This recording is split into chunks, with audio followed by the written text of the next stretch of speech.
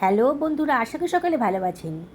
আমি আজকে চিকেনের পুরভরা নরম তুলতুলে পাউরুটি বাড়িতেই বানিয়ে ফেলেছি। বানানোটা এতটাই সোজা না, একবার যদি দেখেন তাহলে কিন্তু আপনারাও অনায়াসে এটা বানিয়ে ফেলতে পারবেন। আর কাউকে বিশ্বাসই করাতে পারবেন না যে আপনি এটা কিনে আনেননি, বাড়িতেই বানিয়ে ফেলেছেন। চলুন তাহলে বানিয়ে ফেলি। হাফ বাটি মতো গরম জল নিয়ে নিয়েছি, তার ভেতর দিয়ে দিচ্ছি 2 টেবিল চামচ মতো গুঁড়ো দুধ। আমার কাছে লিকুইড দুধ ছিল না, তাই গুঁড়ো দুধই এখানে ইউজ করছি। আর 2 টেবিল চামচ মতো চিনি দিয়ে দিলাম। দুধ, চিনি আর জলের সাথে ভালো করে মিশিয়ে নিচ্ছি। এবারে এর ভেতরে আমি দিয়ে দিচ্ছি 1.5 টেবিল চামচ মতো ড্রাই ইস্ট।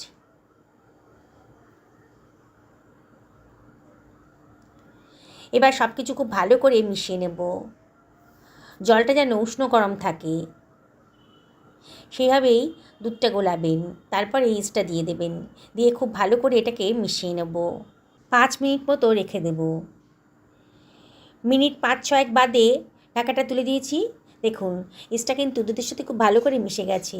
এবার এর ভেতর দিয়ে দিলাম হাফ বাটি মতন টক দই, আর দিয়ে দিচ্ছি 1 টেবিল চামচ মতো লবণ, আর দিয়ে দেব 2 টেবিল চামচ মতো সাদা তেল। এবার এর ভেতর দিয়ে দেব 1 টেবিল চামচ বেকিং পাউডার আর হাফ টেবিল চামচ বেকিং সোডা। এবারে আমি সব কিছু খুব ভালো করে একটা হুইস্কের সাহায্যে মিশিয়ে নিচ্ছি।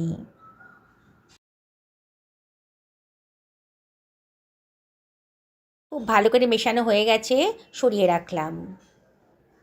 এবারে আমি নিয়ে নিয়েছি 2 বাটি পরিমাণ ময়দা। আজকে ময়দা দিয়েই বানাবো, ইচ্ছা করলে আপনারা আটা দিয়েও বানাতে পারেন। এইবারে ইস্ট মেশানো দুধটা আমি এর ভেতরে দিয়ে দিচ্ছি। এবারে সব কিছু খুব ভালো করে মিশিয়ে নেব।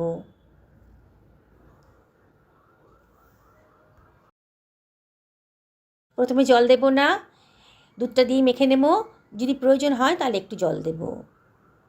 দেখুন, আমার একটু শুকনো শুকনো লাগছিল, আমি এই বাটিটা ধুয়ে একটু জল দিয়ে দিচ্ছি, দিয়ে এবার ভালো করে মেখে নেব। খুব নরম তুলতুলে একটা ডো তৈরি হয়ে গেছে। এবারে আমি এর ভেতরে দিয়ে দিচ্ছি 1 টেবিল চামচ মতন সাদা তেল, দিয়ে আবারও তেলটা ভালো করে ডোয়ের মধ্যে মিশিয়ে দিচ্ছি। এইভাবে মাখবেন, তাহলেই কিন্তু রেসিপিটা একেবারে পারফেক্ট হবে।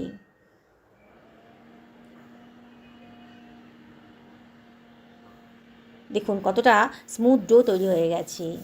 এবার এটাকে আমি ঢাকা দিয়ে সরিয়ে রাখবো 8 ঘন্টার জন্যে। আমি খানিকটা চিকেনের পিস নিয়ে নিয়েছি। এগুলো সব সলিড চিকেনের পিস, তাও মাঝে মাঝে কয়েকটা হাড় রয়ে গেছে। এগুলো আমি বাদ দিয়ে দেবো, হাড়গুলো দিয়ে চিকেনের পিসগুলোকে আমি টুকরো টুকরো করে কেটে নিচ্ছি। চিকেনের পিসগুলো টুকরো টুকরো করে কাটা হয়ে গেছে, এবার সরিয়ে রাখলাম। আমি একটা ফ্রাই প্যান গরম করতে দিয়ে দিয়েছি। এর ভেতর দিয়ে দিচ্ছি 1 টেবিল চামচ মতো সাদা তেল। তেলটা গরম হয়ে গেছে, এর ভেতর দিয়ে দিলাম হাফ টেবিল চামচ মতো গোটা জিরে, আর দিয়ে দিচ্ছি বেশ খানিকটা রসুন কুচি, আর দিয়ে দিলাম 1 টেবিল চামচ মতো লবণ। এবার রসুনটাকে একটু ভাজা ভাজা মতো করে নেব। গ্যাসের ফ্লেমটা হাইতেই রেখেছি, আর অনবরত কিন্তু নাড়তে হবে। সুন্দর একটা গন্ধ বেরোতে শুরু করেছে যখন, তখন আমি এর ভেতর দিয়ে দিচ্ছি গ্রেট করে রাখা হাফ টেবিল চামচ মতো আদা, আর দিয়ে দিলাম চিকেনের টুকরোগুলো। সব কিছু এবার খুব ভালো করে মিশিয়ে নিচ্ছি। মাঝে মাঝে একটু নাড়াচাড়া করে দিতে হবে। দেখুন, চিকেনের গায়ের কালারটা কিন্তু একটু চেঞ্জ হয়ে গেছে।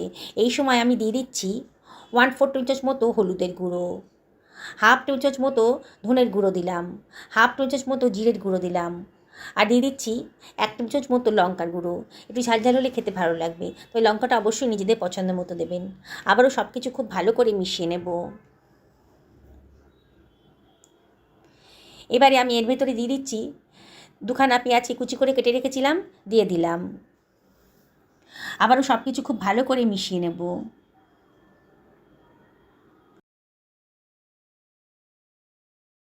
মিনিট খানিক নাড়াচাড়া করার পরেই আমি এর ভেতর দিয়ে দিচ্ছি 1 টেবিল চামচ মতো ভিনিগার, আর দিয়ে দেবো 2 টেবিল চামচ মতো সোয়া সস। আবারও সব কিছু খুব ভালো করে মিশিয়ে নিচ্ছি। গ্যাসের ফ্লেমটা মিডিয়াম টু হাইতে রেখেছি, আর অনবরত কিন্তু নাড়তে হবে। এবারে ঢাকা দিয়ে মিনিট 5-6 আমি মিডিয়াম টু লো ফ্লেমে রান্না করে নেব। 5 মিনিট বাদে দেখুন চিকেনটা কিন্তু অনেকটাই নরম হয়ে গেছে, সুন্দর একটা কালারও এসে গেছে। আবার একটু নাড়াচাড়া করে এর ভিতরে দিয়ে দিচ্ছি কতগুলো কাঁচা লঙ্কা কুচি, খেতে ভালো লাগবে। আর দিয়ে দিচ্ছি বেশ খানিকটা ধনেপাতা কুচি। আর এর ভিতরে আমি দিয়ে দেবো 1 টেবিল চামচ মতো গোলমরিচের গুঁড়ো। যদি পছন্দ হয় দেবেন, তার দারুণ সুন্দর ফ্লেভারটা আসবে। এবার আমি এর ভেতরে দিয়ে দিচ্ছি 1 টেবিল চামচ মতো চাট মশলা। আবারও সব কিছু খুব ভালো করে মিশিয়ে নেব। গ্যাসের ফ্লেমটা এই সময় হাইতে রেখেছি, মিনিট খানেক এইভাবে নাড়াচাড়া করে নেব।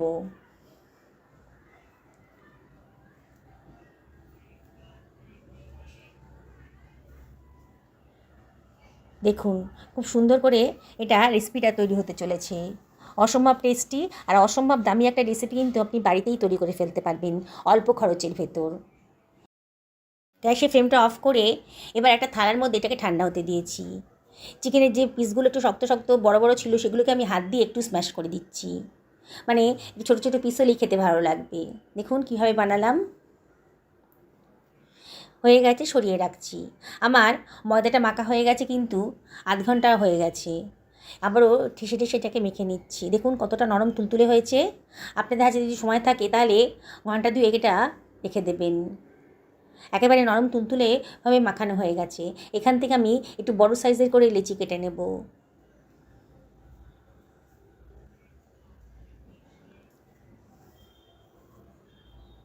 একটা বড় সাইজের লেচি চাকির উপরে নিয়ে নিলাম। তেল দিয়ে এটাকে আমি বেলে নিচ্ছি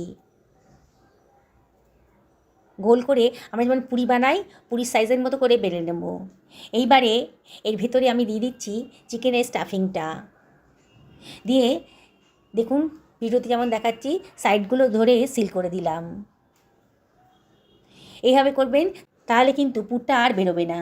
এবার হাত দিয়ে একটু চাপ দিয়ে দিচ্ছি। আলতো হাতে একটু বেলেও নিতে পারেন। দেখুন আমি একটু লম্বাটে লম্বাটে করে বেলে নিচ্ছি। খুব বেশি বড় করব না আর খুব বেশি ছোটও হবে না। দেখুন আমার তৈরি হয়ে গেল। এটাকে সরিয়ে রাখছি। সেটা একটু ঠিক করে দেবেন, দেখতে ভালো লাগবে।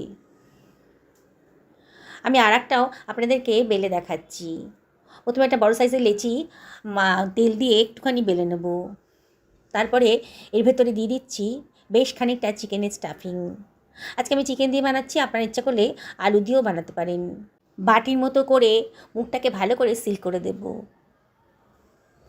যাতে পুরটা একেবারেই না বেরোয়। আবার হাত দিয়ে চাপ দিয়ে এটাকে গোল করে নিচ্ছি। দেখুন কত সুন্দরভাবে তৈরি হয়ে গেল। আলতো হাতে একটু বেলে নেবেন, হাত দিয়ে একটু শেপটা ঠিক করে দেবেন, দেখতে ভালো লাগবে। এইভাবে সমস্ত পুরিগুলো আমি রেডি করে ফেলেছি। আমি এখানে 6 টেবিল চামচ মতো সাদা তেল গরম করতে দিয়ে দিয়েছি একটা ফ্রাই প্যানে।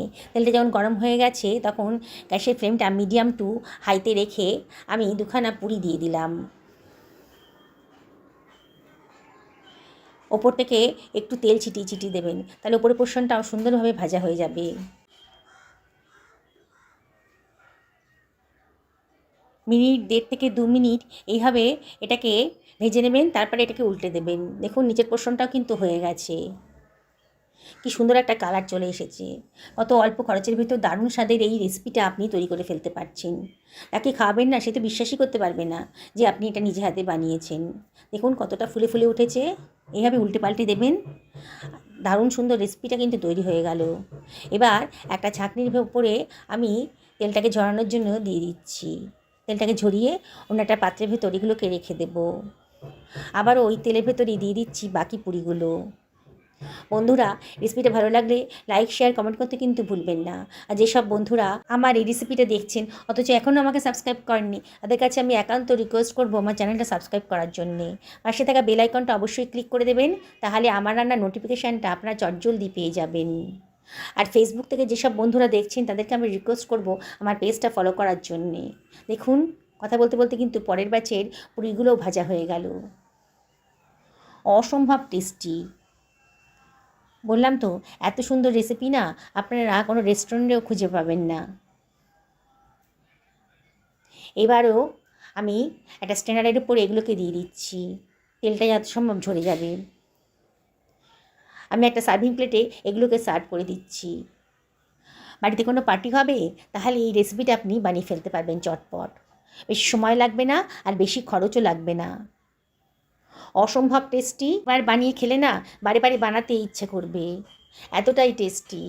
আমি আপনাদেরকে আবারও রিকোয়েস্ট করব, একদিন বাড়িতে বানিয়ে ফেলুন, দেখবেন পরিবারের সবাই কিন্তু দারুণ খুশি হয়ে যাবে। আর বললাম তো, এই রেসিপি কিন্তু আপনি হোটেল রেস্টুরেন্টে খুঁজে পাবেন না, এতটাই একটা ইউনিক রেসিপি আজকে তৈরি করে ফেললাম। আমি একটা ছিঁড়ে দেখাচ্ছি আপনাদেরকে, দেখুন, পুরভরা পাউরুটি, চিকেনের পুরভরা সুন্দর একটা নরম তুলতুলে পাউরুটি তৈরি হয়ে গেছে। কি বানাতে ইচ্ছে করছে তো? তাহলে আর দেরি করবেন না, একদিন বাড়িতে বানিয়ে ফেলুন। চিকেনের সলিড পিসগুলো দিয়ে অনায়াসে কিন্তু আপনি এটা বানিয়ে ফেলতে পারবেন। ময়দাটা মাখা থাকলে মাত্র 10 মিনিটের মধ্যেই কিন্তু আপনি এই রেসিপিটা তৈরি করে ফেলতে পারবেন। দেখুন কতটা নরম তুলতুল করছে।